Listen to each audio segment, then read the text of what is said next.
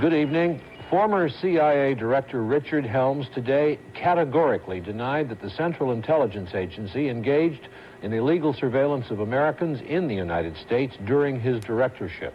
That word from the State Department. Further, Helms, who is ambassador to Iran, is returning to Washington on home leave. He will be available for any congressional inquiry. I'm Chancellor reporting from the NBC News Center in New York and David Brinkley's Journal in Washington. Good evening. Former CIA Director Richard Helms today categorically denied that the Central Intelligence Agency engaged in illegal surveillance of Americans in the United States during his directorship. That word from the State Department.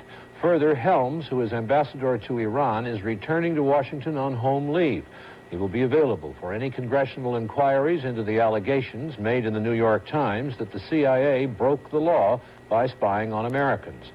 At the same time, a former CIA official has told NBC News that he heard talk during the administration of President Johnson of CIA involvement in domestic operations. All of this on a day when a senior CIA official named in those New York Times allegations announced his resignation from the agency. Here's more on those stories from Ford Rowan in Washington. After several days of intense pressure and 2 nights with little sleep, James Angleton told reporters he has resigned as chief of counterintelligence of the CIA. But Angleton denied the reports that he directed a massive surveillance program within the United States.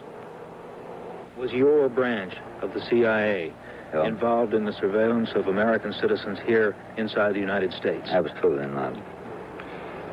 Do you feel that the agency has in any way violated its charter? My feeling is that it has not. Could there be a difference of interpretation? But I'm speaking only on behalf of a group of men for whom I have the highest respect. And I can say as to their activities, because I cannot speak for the agency. But Angleton's denials were disputed by another former CIA agent, Victor Marchetti. Marchetti, who recently wrote a book critical of the CIA, once served as executive assistant to the deputy director and attended top-level meetings at the agency. I remember then Director Helms at one of his morning meetings mentioning that the president wanted the CIA and the other members of the intelligence community to become more active in domestic operations, with particular emphasis on outfits like the peace movements, the civil rights movements, and so forth. Which president would that That have was been? President Johnson. And this is when it all began, I think.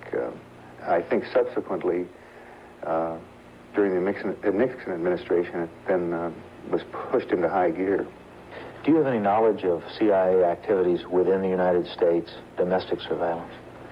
Well, I have knowledge of activities of domestic nature, such as training police officials. I recall that they trained the Chicago police, that they were training police from Los Angeles too, I believe. But it was all very hush-hush, and it was being handled by the clandestine people. At the time, those police officers said they were being trained in visual surveillance and audio surveillance. It's a standard overseas method of operating is to get in close with the local police. And since they were going to launch counterintelligence operations in this country aimed against Americans, then obviously they had to have good contacts with the local police.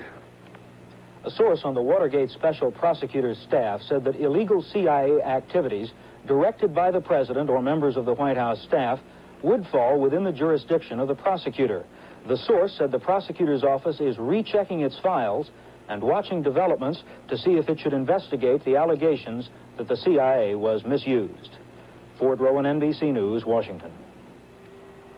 William Colby, the present director of the CIA, has completed a report on the charges which had been requested by the president. Colby sent it to Secretary of State Kissinger, and the Associated Press reports that all the material in Colby's report was new to Kissinger. What that means is hard to say this evening, but Kissinger is sending Colby's report to the president, who's vacationing in Colorado. Mr. Ford will get it tonight or tomorrow. Today, the president spent some hours skiing in temperatures as low as 12 below zero. We'll have a report on that story. From Bethlehem,